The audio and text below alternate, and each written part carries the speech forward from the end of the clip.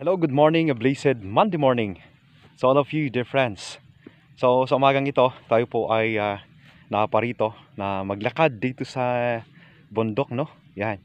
So, ganito yung environment ko dito. Ayan. So, fresh yung environment natin kasi dami pang punong kahoy, mga pine tree. Yan yung mga pine tree dito. So, kita nyo baga, doon sa likod, ayan, mga bundok kamayan, no? At syempre, aside from mamasyal tayo po ay magnilay, no? Na napakabuti ng ating Panginoon. Everyday, God is good all the time. So, maalala ko tuloy yung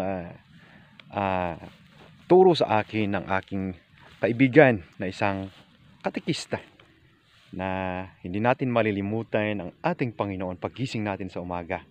Dahil, ayan, si Haring Araw, pag nakita natin yan, maalala natin si Lord.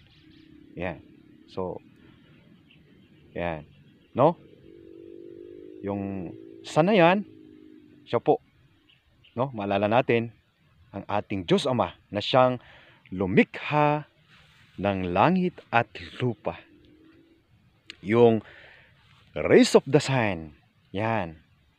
Yung rays of the sun na yan, yan yung Diyos Anak, ang ating Panginoong Kristo na siyang tumubos sa ating mga kasalanan, no?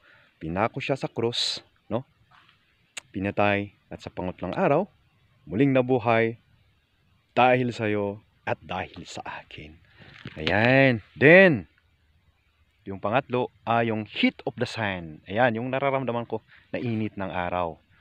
Yan po yung banal na Espiritu Santo, the Holy Spirit, no? Na yan yung gabay natin. Papunta doon, punta ka doon, at punta ka dito.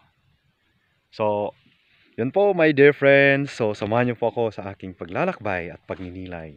Ayan. So, God bless po sa ating lahat.